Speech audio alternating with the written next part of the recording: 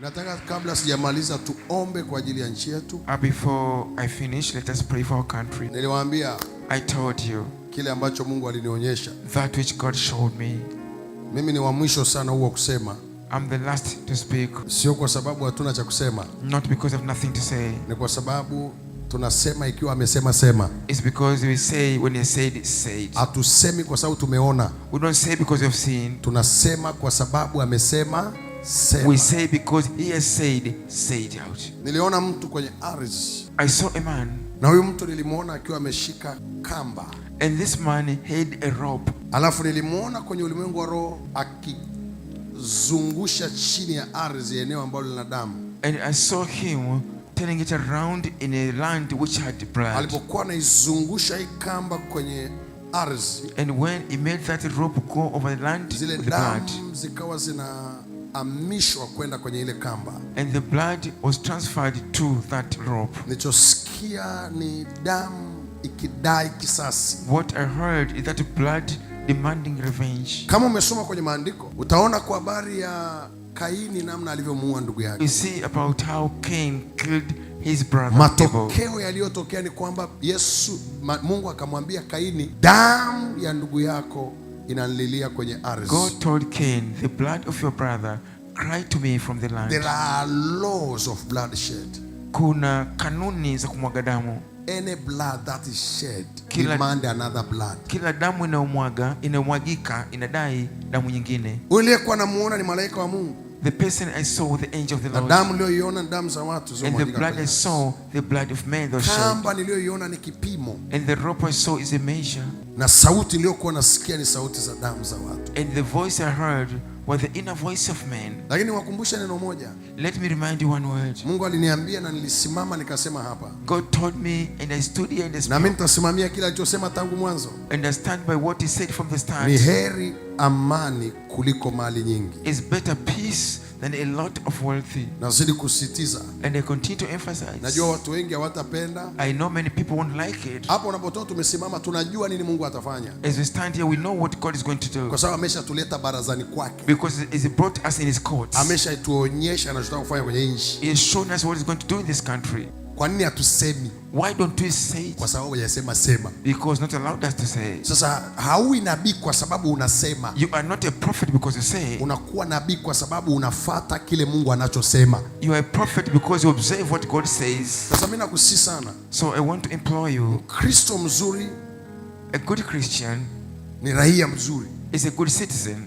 Maono Mungu alionionyesha mimi na picha ya hapo mbele. Mimi nimwambia nitaota ndoto, si ndio? The vision ninaota, si ndio? God showed you. Pengine nikitoka hapa ndo naenda kufanyeje? I told you I have a vision, I have a dream. Maybe after here I'll go. What the Lord show me, Mungu ambacho alinionyesha, ni kwa sababu hajaniruhusu niseme. Is because he has not allowed me to say. Wengine nikisema ndo mtafurahi. Some if I say you'll be happy. Wengine nikisema ndo mtakasirika. Some of you if I say you'll wengine get mad. nikisema ndo hamtaelewa kabisa. Some of you if I say won't understand anything. Hajaniruhusu niseme. He has not allowed me to say. Lakini hata niwaambie Watanzania na watu wote mlioko hapa. But I want to tell the Tanzanians and all people here. Mungu hajaisahau hii ardhi, hajaisahau. God has never forsaken this land. Yuko na ninyi kupita kawaida ya kibinadamu, kawaida ya kibinadamu. Niliwahi kusema last time hivi nikasema Mungu alitaka hajataka niseme, si ndio? Lakini nikasema kwa mafumbo hapa. I said this before. Mlielewa. I spoken in parables here and what I said some of you understood. Naomba nikwambie. Let me tell you. Mungu hajanyamaza. God has not held his peace. Pamoja na kelele zote na nini na nini. With all the noises. Serious. Mungu yuko makini. I have attended spiritual meeting. Nimehudhuria katika mikutano ya roho. A spiritual meeting. Mkutano wa kiroho. And I know. Na ninajua what's planned in the spirit. Nini kimepangwa katika ulimwengu wa roho. What do you say? You don't say man of God. Kwa nini useme mtumishi wa Mungu? Kwa sababu hajasema sema. Because he has not allowed me to say. Mimi nilipotoka kwenye kile kikao nilitoka nalia machozi. When I got out of that meeting I was crying in tears. Wakati mimi nalia, as I was crying, niliona Watanzania wakicheka. I saw Tanzanians laughing. You see the difference, Unaona tofauti? So I have attended a spiritual meeting and I know. Even nimehudhuria kikao cha kiroho, hivyo najua.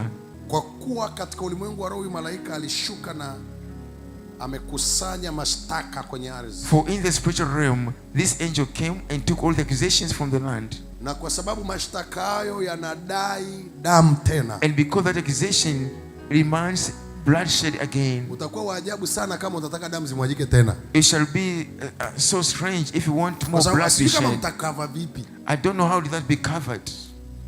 Inua mikono yako. Raise your hands. Damu ya Yesu inanena mema kuliko damu ya Habili. The blood of Jesus speaketh of good tidings than the blood of Abel. Habili ndio mwenye haki wa kwanza kuishi duniani. Abel, the first rational person to live in earth. Yani kwa tafsiri nyingine, Habili ndio mwanadamu wa kwanza ambaye aliuawa kwa haki, na bado damu ya Yesu inanena mema kuliko damu ya Habili. In other words, Abel was the first rational person to be killed, but still the blood of Jesus speaketh of good tidings than the blood of damu ya Yesu inene mema juu ya ardhi ya Tanzania. Let the blood of Jesus speaketh good on the land of Tanzania. Haijalishi ni wahalifu wangapi au wenye haki wangapi wameuawa, damu ya Yesu inene mema juu ya ardhi ya Tanzania. Let the blood of Jesus speaketh good tidings on the land of Tanzania. Nasema katika jina la Yesu aliye hai. I say in the name of living Jesus. Nasema katika jina la Yesu aliye hai. In the name of living Jesus. Tunakataa mwajiko la damu. We deny the bloodshed. Tunafunga milango ya kuzimu. We tie all the doors. Tunaombea vijana.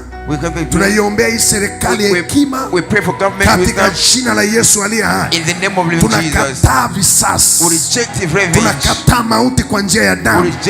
Tunakataa kwa jina la Yesu. Tunakataa kwa jina la Yesu. Kwa damu ya Yesu. Damu ya Yesu.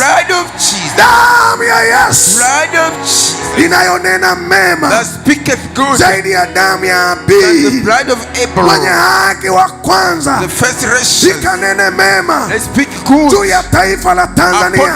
Katika jina la Yesu ninabatilisha mipango ya maajenti, mipango ya shetani kwa damu ya Yesu aliye hai. Nilishangaa sana kwenye maono pia. I was so surprised in the vision. Wiki kama 2 zilizopita. Like 2 weeks back. Kwa sababu Mungu hakuniruhusu ndio maana sikusema, lakini sasa nataka niseme maana viko karibu hapa. God not allow me to say, I not say, but now they are almost appearing. So people must pray. Niliona viongozi fulani wa chama fulani wakikimbilia kutafuta msaada kwenye makanisa. I saw certain leaders of certain political party running to seek refuge from churches. Hawa viongozi wanatakiwa wajue, these leaders must know, msaada unatoka katika Bwana. The help comes from the Lord. Their coverage is God himself. Msaada wao ni Mungu mwenyewe. And I'm here to say to all political leaders, na niko hapa kusema kwa viongozi wote wa kisiasa, hasa hawa ambao nimewaona wakikimbia na kutafuta msaada kwenye kanisa, especially those I've seen taking refuge in churches. Let them submit to God. Wajiwekeze kwa mbele za Mungu. Let them submit to Christ. Wajitoe kwa Yesu. Regardless of their differences. Haijalishi tofauti zao. Mungu alionyesha kitu cha ajabu sana, siwezi kusema. God showed me something very strange. I can't say it out. Najua hili neno siwezi kusema linawakasirisha watu wengi mno. I know this word I can't say make many people angry. Lakini heri wewe ukasirike lakini Mungu anafurahi. But it better you get angry but God is pleased.